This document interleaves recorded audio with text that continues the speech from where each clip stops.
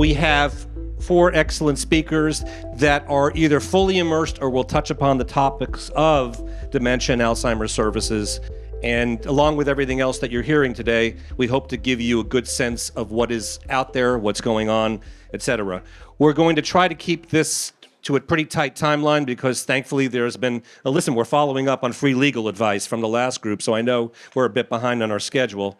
And we're going to begin with the first speaker, and you can do a better introduction, Antoinette, if you want to.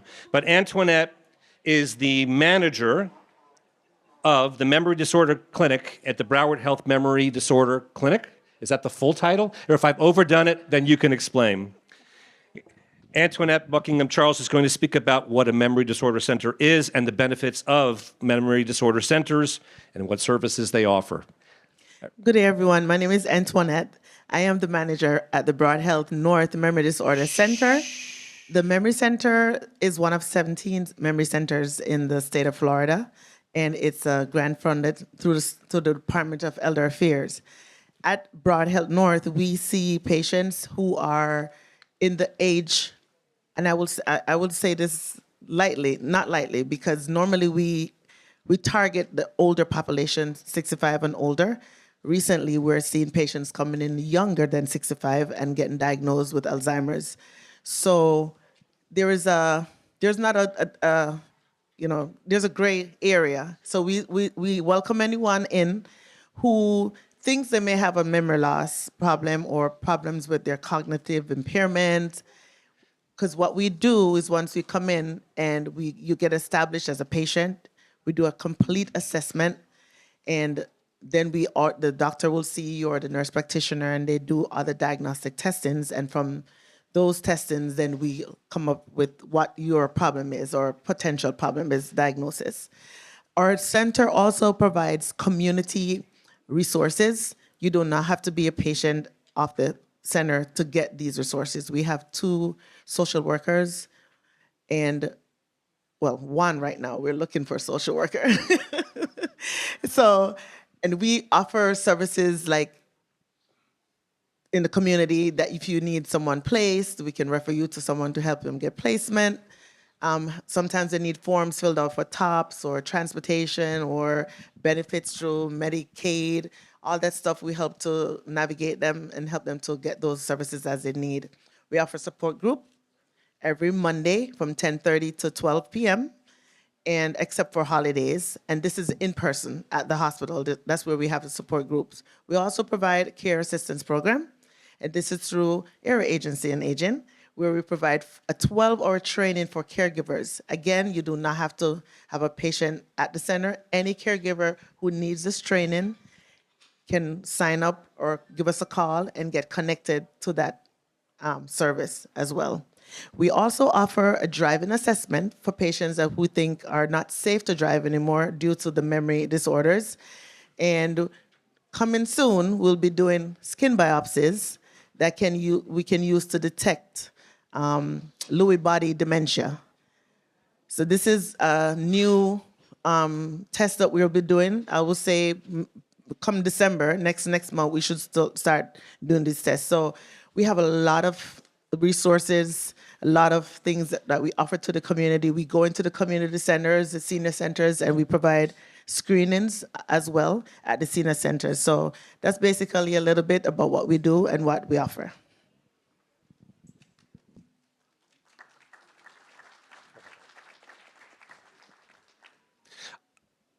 That was quick. I'm so proud of you. Does anybody, we could do this either way. Does anybody have any questions at this time? All right, I have a couple of questions. So you said there are 11 in the state, 17 in the state. Okay. Is this the only one in Broward County? It's the only one. It's the only one in Broward County. We are the only one in Broward County. Okay. Do you have any sense of how many people you might see, individual clients in a given year? So last year, we saw 1,179 memory patients for the year. And we go off for a fiscal year, like from June to July. And so far for the year, we're almost at 800 patients. So I know we're going to probably double that number. And this is just strictly patients with memory disorders. We do see some neurological patients regular, but our memory patients is what our main focus. And that's basically, and out of that 1,000, 200 of those were new patients last year. So last month, we had our highest volume ever, 30 new patients that came into the center. So the word is out, spread the word, and, come on in. We want to help you navigate this phase of your life. So obviously, this is an ongoing process. When you talk about you're working with patients, and I'm sure some of their key family members, for a number of months, years. Yes, we follow them for years until they either go in hospice or expire. But we follow them throughout the whole journey from diagnosis until placement. Do you have any sense, or could you share, what is that first call typically like? So normally when someone calls, they either heard about us on the news, see a flyer from a friend. A lot of them is, word of mouth. When you call, they want to know, how do I get screened? So we can do free screenings that has nothing to do with you seeing the physician. But sometimes when that phone call, so my entire staff is they're certified dementia practitioners. So they know how to help you navigate what you need. So you might call for a screening and end up actually seeing the doctor because of what's going on at that present time. So you can either elect to be screened just to have a baseline data and not see the doctor, or you can be screened and see the physician for further testing on that day. We take almost every insurance except Blue Cross, Blue Shield. Broad Health is not in network with them anymore, but we take any insurance, and some patients who don't have insurance, we also take self-pays. So it's very accessible. Medicaid, yeah. We have a question. I don't know if we have the microphone people out there. Oh, thank you. Say that my mother came here from Georgia, from Atlanta, and she goes to Broward North Memory Care, and they were referred to us, and I was so pleased, still pleased of the service, and they really take good care. She's a very picky lady, and Mr. Robert Perez immediately he handled her with care. I was really impressed with everyone out there, so they are a good facility to go to. So I just wanted Thank you. Thank you so for sharing. much. Anything else on this side? I was kind of looking at over here. Oh, we have another question? Please, thank you. I wanted to know about your program for the caregiver program where you can be trained. You only have one place to come. You just have to come there. Yes. Where is there other places? Hang on just one second. I'm going to ask you a favor, which I should have. If you could stand up so everyone maybe over there can see you a bit better, and you could certainly come to the middle wherever you want. So thank you, Antoinette. For the training, and when I say training, this is not like hands-on, how to turn and stuff like that. It's giving you the tools you need. That the first day the neurologist will present the disease, and she's there for that 3 hours, so you can get to ask questions, go over the medical part of it, and throughout the other days you'll speak to an attorney, you speak to the hospice team, how you can go apply for TOPS or Medicaid, the different resources that you'll need to navigate that disease. We currently host it at our hospital, at the Broad Health North Hospital, but we also are in collaboration with Northeast Focal Point. So anyone that lives in the Deerfield Beach and you have an ID with that address and you want to attend the program, they will provide respite for you during that time so you can attend. And that's with the Northeast Focal Point only right now. The plan is to hopefully connect with other cities and areas that we can do it more, but for right now, that's the only one we have. You're welcome. The care assistance program? Can you repeat the question? Sorry. How often do we have the classes? We have 5 scheduled throughout the next year. We just ended our last one for the year. So we have one in February, April, June, August, and I think October. We'll try to get the dates out because we already have the dates. But if you call the Memory Center, we'll be able to give you more specifics. Thank you. Thank you very much. So my kids sometimes call me Captain Obvious, and so I'll be obvious for a minute. If there are any questions that you ever want to ask privately, or any questions that might take more details that you want to ask of these speakers, and I'm sure any of the others, you can, the information is in the bios, maybe not contact information, but you'll have their name, you'll have their organization. Some of these people, of course, might be certainly available afterwards to speak to them. So it doesn't have to be that you, of course, ask the question now. I usually see a lot of side conversations afterwards. And I'm sorry, what? David, we do have a question over here. Okay, one more question, and then we'll. Miss Antoinette, are you able to let the people know how they can contact us by giving the phone number? The phone number for the Memory Center is 954-786-7392. We're open Monday to Friday, 8 a.m. to 4:30 p.m. So it's 954-786-7392. And while we're doing it, the website? Pardon me? And the website? Broward, It was a pop quiz. BrowardHealth.org. And when you go onto the BrowardHealth.org website, you'll see the services. Look for the Memory Disorder Center, and our information will be there.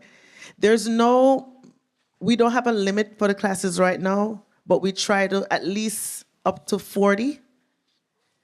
We've not been able to get to that max, so up to 40 caregivers for that class. Okay. Thank you very much. So, and now I'm going to introduce Liz Lombardo. Liz, how long have you been with the Area Agency on Aging? 27 and a half years.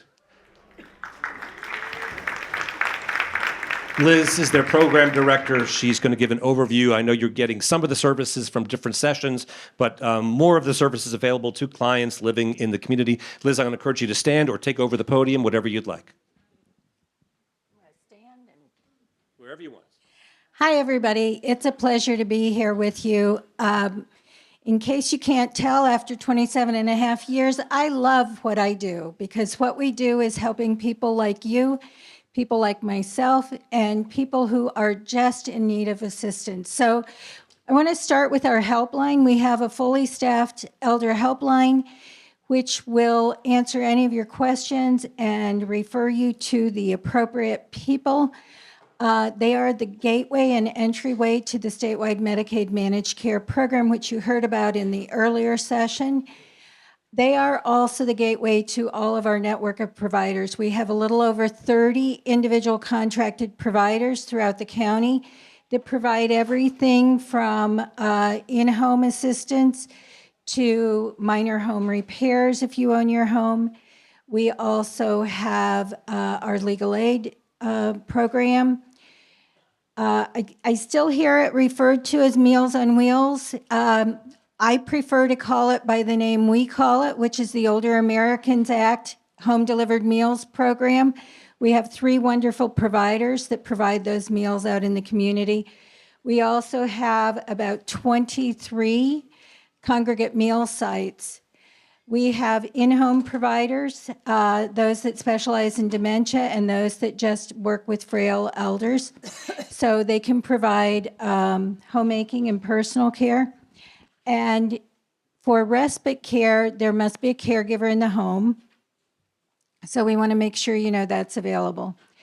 A little later today, we're going to have one of our other staff members talking about our technology programs. We're going to talk about our Caregiver Navigator program. We're going to talk about T-Care and Educate. But we have all kinds of programs for you. We have the SHINE program, which helps during this time of year, which I know nobody's gotten any phone calls yet about Medicare open enrollment, right? Not a one, not a one. So we have a wonderful team of volunteers that are fully vetted that help you to know what the plans are and to help you find the one that meets your needs. They will not tell you which one. They will simply just answer your questions and help you figure out what's the right thing. But we do all kinds of services. One of the other things that's really great are our senior centers and our focal point senior centers. For those of you with loved ones with just minor memory issues, those are great places to make sure that your person is being socialized. And it also gives you a little bit of free time if they're there. As they progressively need more care, we have adult daycare centers and respite centers at a number of the senior daycare centers or the senior centers. So we want to make sure that we're there to help you no matter where you are on this journey. And we may ask you a lot of questions because we need to know exactly where you are, but it's not for any reason other than so that we can give you the best advice that we can or the best option for that time. And I have been really warmed by many of you who stopped by and asked questions at the registration table this morning and have come up to me during this and thanked our staff for their assistance with you. We all love what we do, and we all want to make it the best experience for you, whether it's going through the Medicaid process or whether it's looking for a home health aide or just someone in need of a meal. So that's what we do.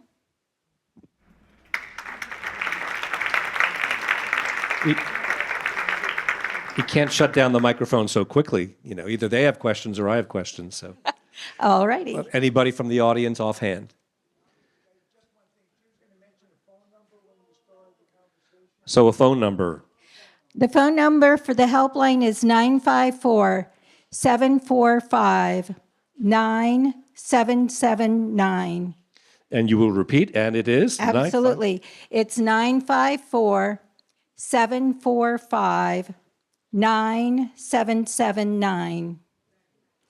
And if you find that you don't want to wait, our waits are not very long, but in case you don't, please leave a message with your name, your number, and what information you're seeking, and they will call you back within 24 hours.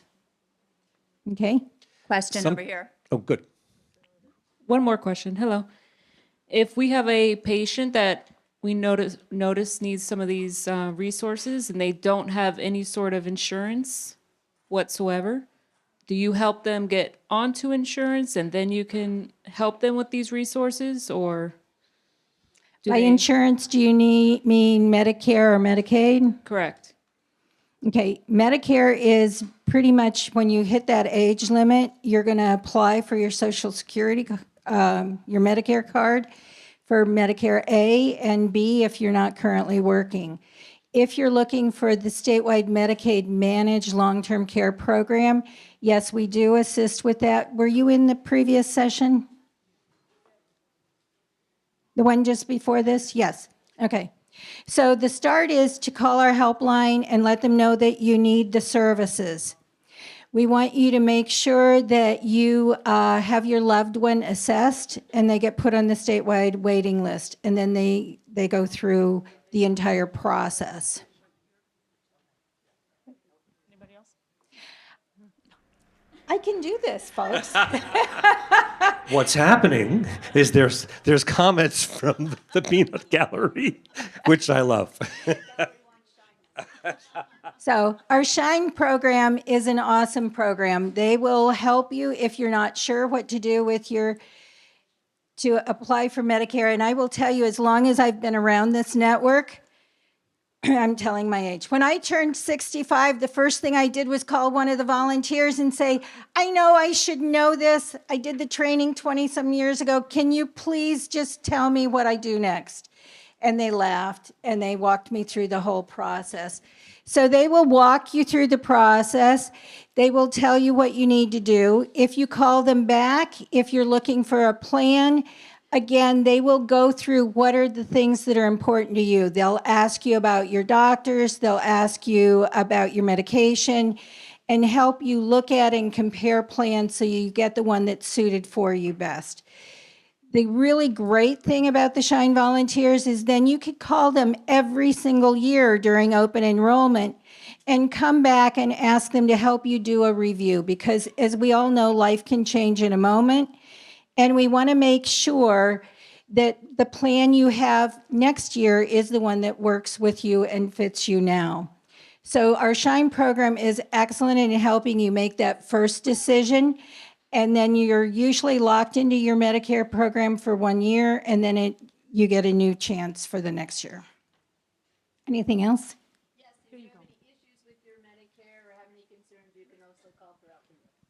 Yes. So Shine isn't just a one-stop at the Medicare open enrollment. They are really some of my best friends. None of us all have our birthdays from October, or not all of us, I should say, from October 1st through December 7th. So what we want to do is make sure that you can call. That enrollment process actually starts up to 2 months before your 65th birthday. But they are here all year. They also help you to be aware of things that you think don't quite sound right, like, should I be charged for this? I thought my Medicare covered this. So they'll answer all of those questions for you. If they feel you've been overcharged, they'll help you to put in a claim. We do strongly recommend that you read your EOBs, your explanation of benefits, whenever you've been to a provider. And if you see something that doesn't look right, to report it, and your Shine volunteer will help you with that. So we are there. The volunteers are there every day of the year. They are volunteers, so they don't work on Saturday and Sunday. But we will get your information to them, and they will call you back as quickly as possible. This isn't actually a question. It is a thank you. My husband is a recipient of the ADRC, and they sent us a care package pre-hurricane that just blew my socks off. The wonderful things that the community has given these people is, yes. Thank you. Our executive director, actually shepherded that whole project, and so she wanted to make sure that you had the things you needed in case of an emergency. So thank you. Thank you. Quick question or two. So, sometimes for me, I frame things a little bit with how many people, et cetera. So I would say, is it a safe number to say when it comes to the helpline that you receive 5,000 plus calls in a given month? Is that the number I hear? Charlotte, too? Is it safe to say about 5,000 calls in a month for the helpline? Right. So the answer is that a lot of calls increasing. It does vary each month. But I've been in meetings where you've talked about numbers like that, which is, It's for lack of a better word, a lot. Lately, the number's been a minimum of 6,000. Okay. And growing monthly. Okay. So please, like I said, if you think you're waiting too long, and I am one of the most impatient people, so I'm going to say it to people who are just like me. If you are impatient, please leave your name and your phone number, and we will call you back within 24 hours, because we pull every single message off, and then we call everybody back. So. And one more numbers question. I get to look at you and Mom down there. Meals provided, Charlotte or Liz, you have an estimate for how many meals have been provided in a given year, roughly, like last year? Or That is the one number I didn't come prepared to discuss. okay. We currently have close to 1,200 clients on home delivered meals. So each week they're receiving 40 meals, plus the emergency. That's 50,000 meals there. 1,200 times 40 is 50,000-ish. And then we give out emergency packs. So we call them the shelf-stable meals. So we give out 2 boxes of those, which is 20 per person. We also did those with all of our Alzheimer's Disease Initiative clients, which is our Alzheimer's and Dementia program. And so each of those got a packet not only for themselves, but for their caregivers, so that they were okay in case of an emergency. And then we have the 25 meal sites that we average, I think it's 3,600 meals per week are served in our congregate sites. So we have quite a lot of meals going out to everybody. And if you haven't tried them, come on down. Thank you for sharing that. Oh, The SNAP or the SNAP?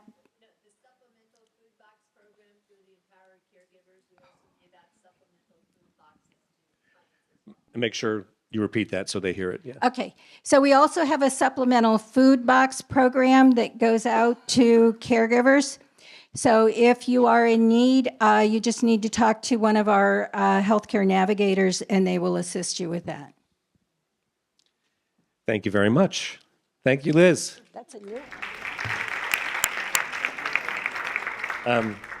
I probably myself 100 times a year tell people that the best thing I could do, I finish a conversation with them and I text them the website and the telephone number for the area agency. It's certainly the go-to place.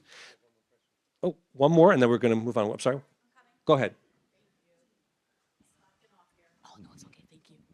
Good morning. My name is Stephanie. How we're doing? I'm from the Memory Disorder Center at Broward Health North. I have a question for Ms. Liz. So how can a caregiver receive the package meal? Like, what are the qualifications for that, please? So for the home delivered meals, the recipient would just have to sign up, and then when they are released from the waiting list, they will receive the meals on a continuum. If it is the supplemental food box, they would call the helpline number, which is 954-745-9779, and ask for one of the healthcare navigators, and they'll walk you through the process. So it starts with a phone call. Starts with a phone call. Okay, thank you. Next, we have John Strader, Southeast Florida Alzheimer's Association Board Co-Chair. John's going to provide us with background on the research work of the Alzheimer's Association, as well as the resources available through the association that focus on caregiver support. Everyone, welcome John. Hello, everyone, and thank you all for being here this afternoon. You have a tremendous commitment to caregiving, and by definition, you're here and learning. So we appreciate you all being here. As David said, I am the co-chair of the Board of Directors for the Alzheimer's Association here in Southeast Florida chapter. I'm also a member of something called the Alzheimer's Impact Movement National Leadership Society, which is the political wing of the Alzheimer's Association. More on that in a couple of minutes. Our chapter basically extends from Vero Beach in the north all the way down through Martin County, Palm Beach County, Broward County, and Miami-Dade, and into the Keys. So it's a big area to cover and a lot of people.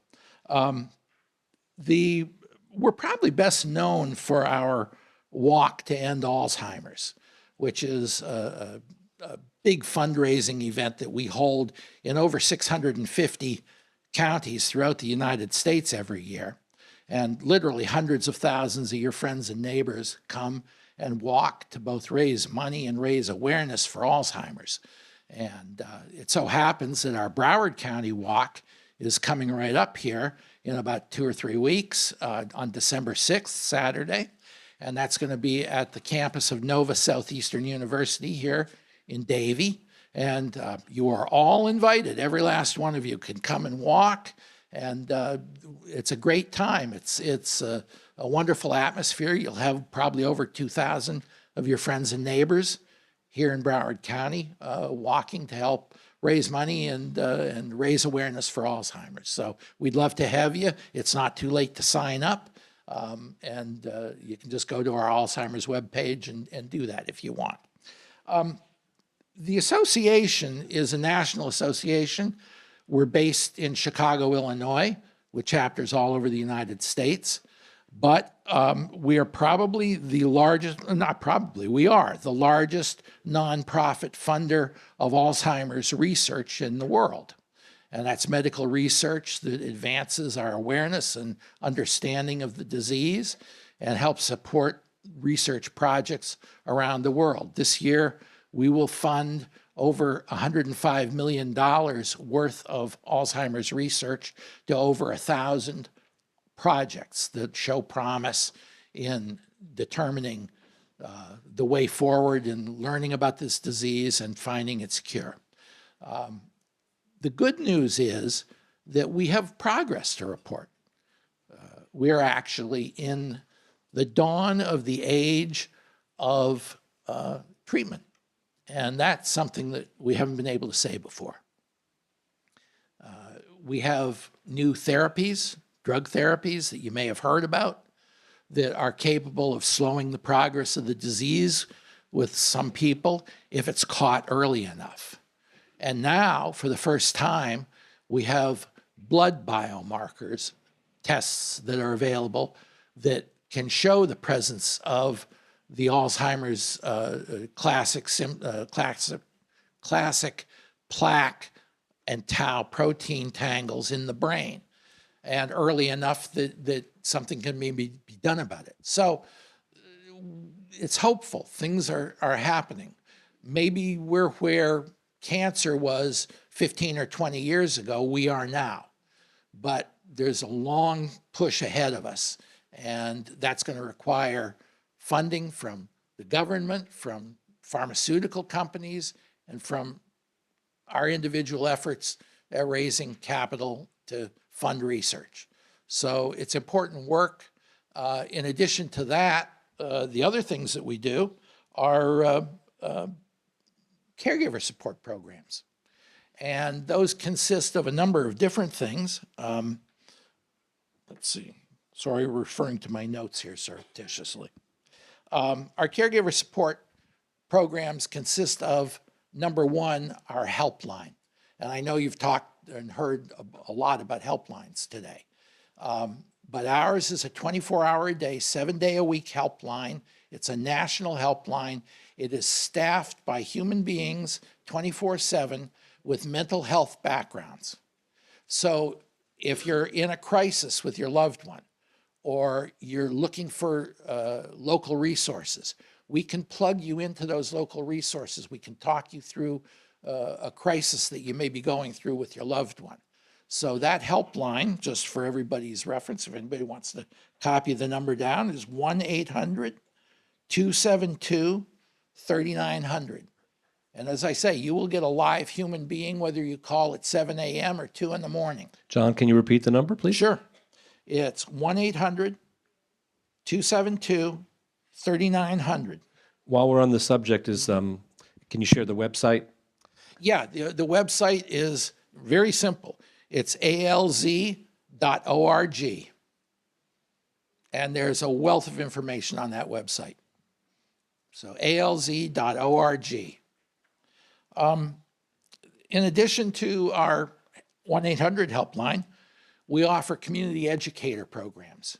We have trained professionals who can go out and, whether it's a church group, a condominium association, a civic organization, anyone who wants to understand better what Alzheimer's is all about and educate themselves in their community, we offer these people to come and speak to your group. And all you need to do is just check in with us.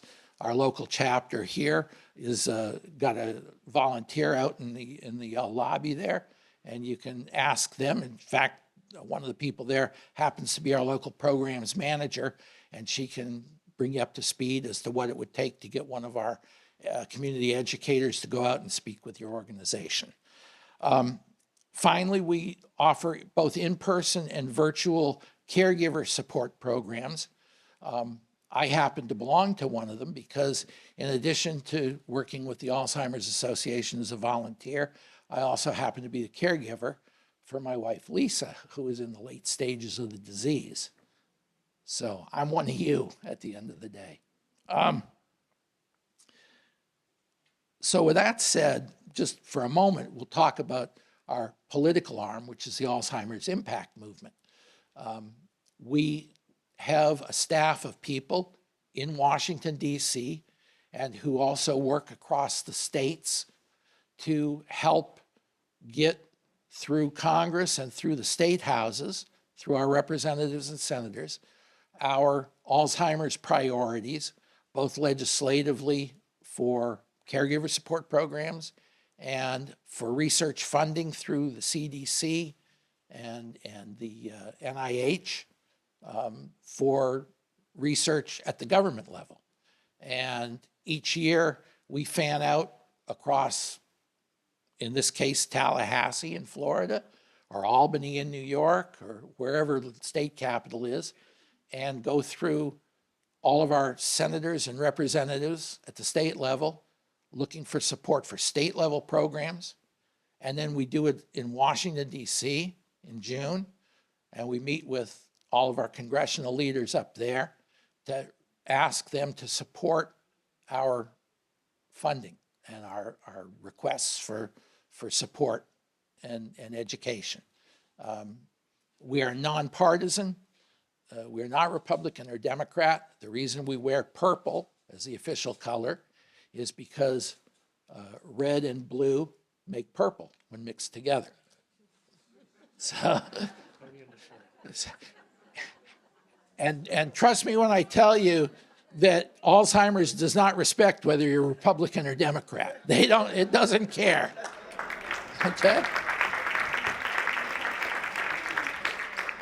So we're nonpartisan, and we have friends on both sides of the aisle and a lot of support. So that's basically what your Alzheimer's Association does. And we're always looking for help and volunteers and anybody who wants to step forward and assist in the project and the work. We'd love to have you. Thank you. Are there any questions? Offhand? Okay. I have a question for you. You're so immersed in this. You're living it too. Is there something in the last year or so that you've read, seen, heard about in the research side or results side that is exciting you? I'm sure there is. Yeah, it's almost overwhelming, the amount of information that's coming almost every day. One of the things that we sponsored over the last 3 years that was a research project that we're very proud of was the U.S. Pointer Study. And the Pointer Study was trying to formalize all of these anecdotal pieces of information that seemed to indicate that by improving brain health through lifestyle modifications, you could improve your chances of avoiding Alzheimer's. And the lifestyle changes focused on basically 4 areas. The first is physical exercise. You do more physical exercise and your brain works better. Nutrition is another thing. Eat healthier. If you eat healthy, again, your brain gets better and is more resilient. The third is you use your brain, intellectually challenging activities, whether it's crossword puzzles or just engaging in conversation and staying active intellectually. That's important. And finally, your own health monitoring, making sure that you don't wind up with diabetes or obesity, and I'm the last person to talk about that. But the various things that you can do to improve your physical health are critical and do show a marked improvement in the avoidance or the diminishment of the disease. So, it's important. And basically, if you're doing things that are healthy for your heart, those same things are healthy for your brain. Thank you. Thank you.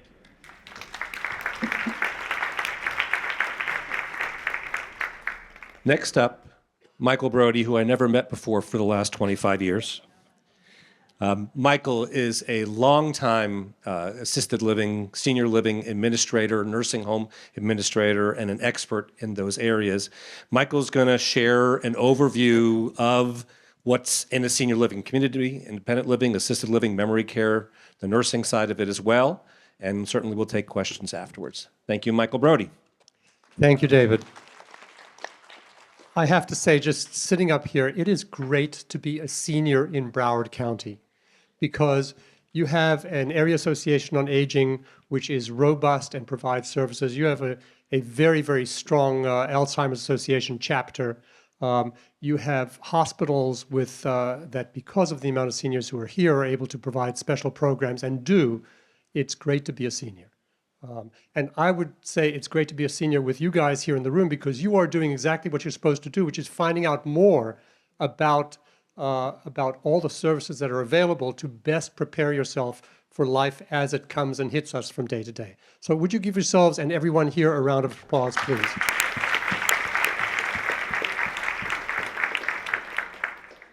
Thank you. Had to get that off my chest. Okay. I had a conversation with my parents, who are since deceased quite some time ago, and they said, we only see our friends at funerals now.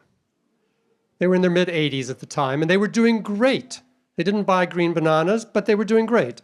And I said, Mom, Dad, okay, if you want to meet some new friends or meet friends that you are not maintaining relationships with, you got to go hang out where those people live. So I'm going to talk to you about the residential side of senior living. I want to kind of structure it in such a way so that I can best explain it to you in terms of the services that organizations give.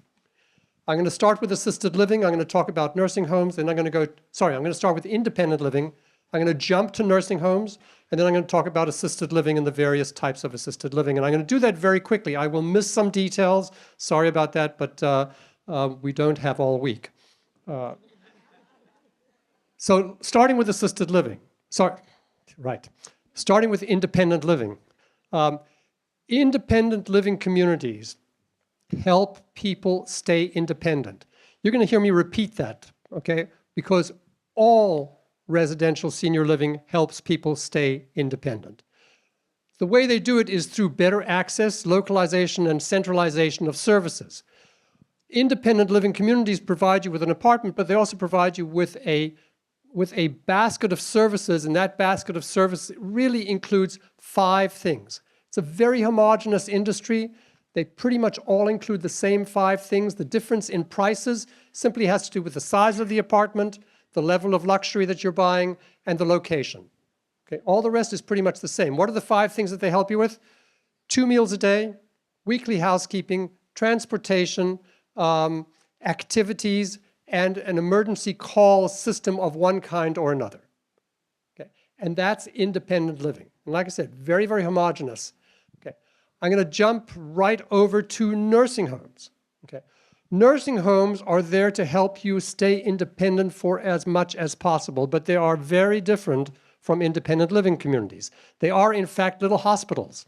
They are medically licensed, they're medically oriented, and the people that they take care of need a lot of care. You can't get into a nursing home unless you need a lot of care, unless you're willing to pay your own way, which is pretty expensive. Nursing homes take care of every detail of your life. They don't just take care of the meals and the transportation and the activities. They take care of your nutrition. They analyze it. They take a look and see how much you eat. They take a look at what comes out the other side, and they analyze that as well. They want to make sure that you're socializing, that you're breathing properly, that you're getting the appropriate medication. So like a little hospital should be, they are giving you a massive amount of services, okay, appropriate to the people who are there. They may be helping you walk. They may be helping go to the bathroom. They may be helping people with incontinence or people with confusion. All of that is heavily documented, heavily regulated, like any medical facility would be. Okay, but they exist in order to try to provide the services for the people as they need those services. Now, I described independence on one side, independent living, where nobody really touches your body. And I described nursing homes on the other side, okay, where pretty much everything, okay, even though you have some choices, everything is pretty much in the hand of medical personnel. Guess what's in between? Assisted living. So when I talk about assisted living, what I would share with you is that there's all kinds of assisted living. Anybody has home care, that's assisted living. Anybody care for a spouse or is cared for by a spouse or by a child or is caring for a parent, that's assisted living. Daycare is assisted living. Getting services from hospice or from a neighbor is also assisted living. It's not that the only assisted living is that which is defined by a building.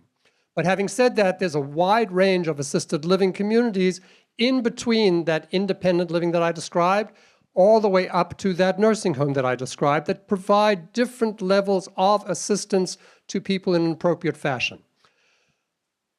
The kind of golden rule of assisted living really is you want to provide the services to people so as to help them maintain their independence so that they can access the services provided and healthcare services as well. But you don't want to give people too much because you don't want people to be too dependent upon the services. You want them to maximize their independence. And that's the little secret of assisted living is, can you do that? It's aspirational. You don't get to do it all the time, every day with every single client, but that's the aspiration of assisted living, is to help people just enough so that they can exercise the maximum independence, but have access to all those services that they need. So for example, let's take transportation as a great example. If you're in independent living, you might hop into a car and they'll have the car ready for you to take you to your doctor, but if you're in assisted living, you might be in a wheelchair. Okay. Likewise in a nursing home, but you want to get that wheelchair and you might need a modified car or assistance transferring from that wheelchair to that car. Eating, same thing. If you can eat, great. If you can't, there might be somebody to help you. Ambulating, okay, all of those things are part of assisted living. I don't want to go without mentioning the costs of these things. Independent living, $3,000 to $5,000 per month.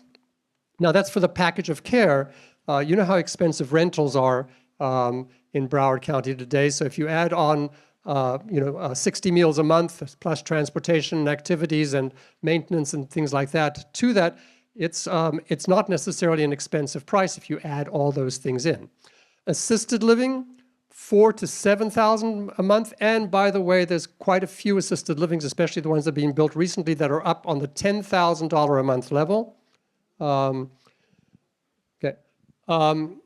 Home care, by the way, if you want a 24-hour home care, you guys know that 24-hour home care today is about somewhere on north of $250,000 a year. $25,000 a month to get 24-hour home care. But so the centralization of services and the efficiency of services is actually quite remarkable. Nursing homes, by the way, today cost somewhere between $11,000 and $15,000 per month. Can you repeat the answer, please? Could the lady please reinsert the pacemaker? Okay. Nursing homes are between $11,000 and $15,000 a month.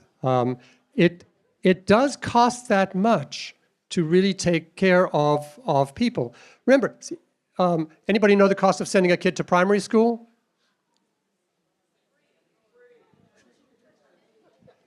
It's not free. It's not free. I'm not the expert, but it's expensive. The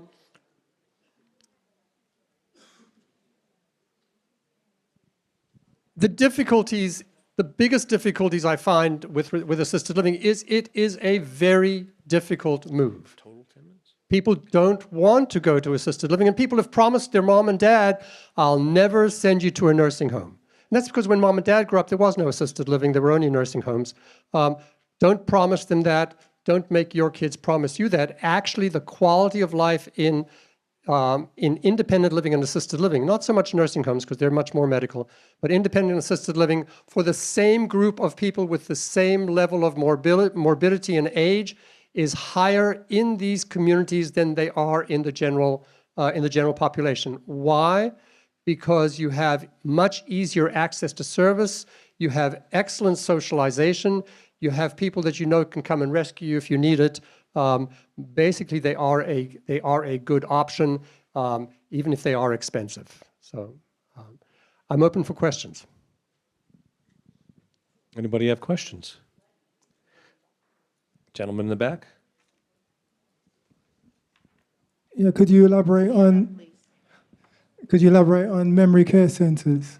I could, and you're right. Let me talk about that a little bit. There's a couple of different kinds of assisted living, and like I said, there's a very, very wide range.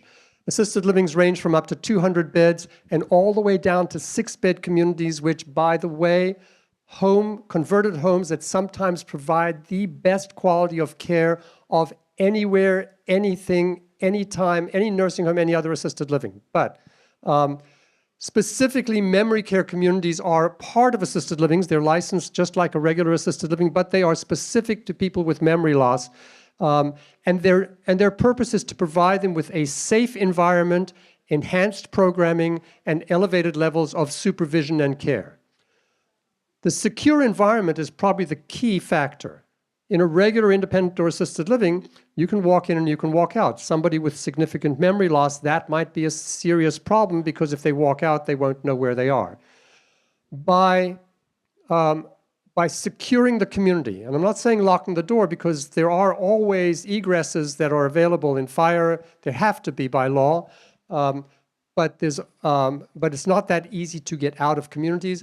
You allow a person to be able to be free to walk around and be independent without somebody hovering over them to make sure that they are safe.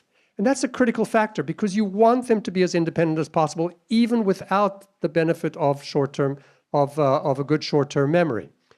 The activities that go on in those communities are also designed to enhance and maintain the level of cognitive functioning that people still retain so that they can do the best that they can. And of course, the level of nursing care, nursing aides really, who are providing the extra supervision and helping with bathing, dressing, showering, hygiene, and everything else is going to be enhanced in those communities. They are more expensive, typically, than regular assisted living. The price would typically be somewhere between $5,000 and $10,000. You can find a few that are less expensive. By the way, and I know you heard this from the prior panel, there are other methods of financing. Medicaid helps finance, the VA helps finance. Okay, those are the big ones. Most of the rest of long-term residential care is out of pocket. Did I answer your question? Okay. Quick question for the woman who almost had shock from the nursing home question. Do you have a guesstimate what percentage of people are on Medicaid in nursing home long term? I don't know that. I do know that there are communities that don't accept Medicaid as a source of financing, and there are others that do. It is not necessarily a question of the quality of the community. It does tend to be a definition of how luxurious it is. The most expensive communities typically don't accept Medicaid. The less expensive ones typically do. That doesn't necessarily mean that for you in particular, the community that costs twice the amount of money is necessarily the better community. And I should also point out one more licensure of assisted living, and that's the mental health license. Okay? And for people who really do not fit into a regular pattern of aging, sometimes the mental health licensed assisted living facilities are a very, very good option by providing both access to services, access to daycare services, etc. Sir? I'm coming. Hold on. Hang on. Thank you. Yeah, to be specific then, are you saying that the Medicaid long-term care program will pay for the nursing home? So a Medicaid long-term care program will pay for a nursing home for those people who are qualified? Yes. Yeah, they'll pay the full amount if you're qualified for nursing home Medicaid. They will pay the full amount and allocate a small amount for spending money that you can have. Correct me, please. You're the expert. I'm sorry, because I don't want people to get the wrong idea. If you're in a nursing home under ICP, Medicaid will pay the entire cost of the nursing home for a shared room minus the individual's gross monthly income, minus $160 they're permitted to keep. If you go, and most nursing homes in the state of Florida do accept Medicaid. If you're going into an assisted living facility, Medicaid will pay the service portion of the bill, but you are always responsible for room and board. Sorry. Yeah, he was talking about the nursing home side. Yeah. Yes, yes, but thank you. Yeah. Perfect. And that's a perfect explanation. Thank you. Yeah.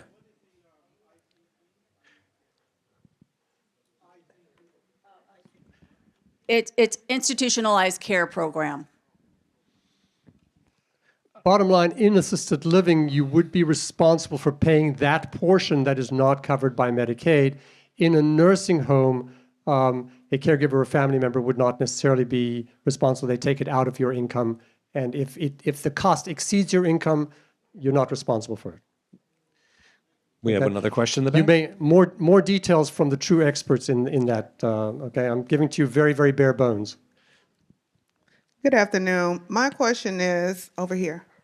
My question is there some form of rating of these various facilities where someone can research the quality of care? I know that Medicaid and Medicare has a stars rating, so to speak, but is there some information hub that you could go to view the ratings so that individuals could avoid some of the horror stories that we hear about placing our loved ones in a nursing home or assisted living facility? How can we check out these places thoroughly before deciding on a location? So there is not a great reliable way, a formal way of rating assisted living communities. The variation is too great. I would tell you that the top rated, in my mind, that any top rated assisted living is actually not taking on the difficult clients.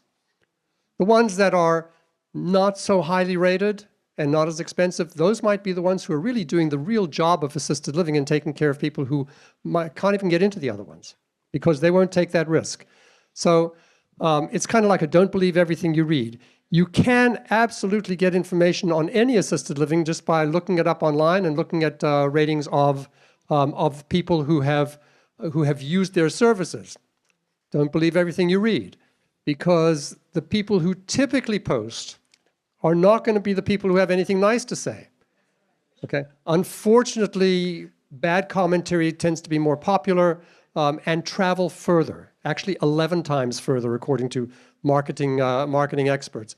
So the best way of evaluating an assisted living is seeing it for yourself, going in there, and then before you make a decision, going back more than a couple of times for different periods of time. The first time with somebody, but the second time you can let them know, I want to drop in unannounced and just see how you're doing and hang out to see what the people are like. Michael, they're showing me papers with numbers and letters here in the front. Thank you so much. We'll wrap this up. Just as a quick frame of reference, more than 1 million people are living in assisted living, memory living, care throughout the country. Another several 100,000 are living in the independent side of this.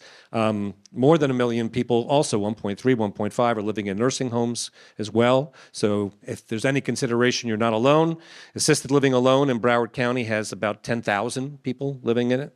So it's just like the other things we're talking about. As you're aging, there are needs, there are services, et cetera. Guys, thank you very much. Please give a hand to this group.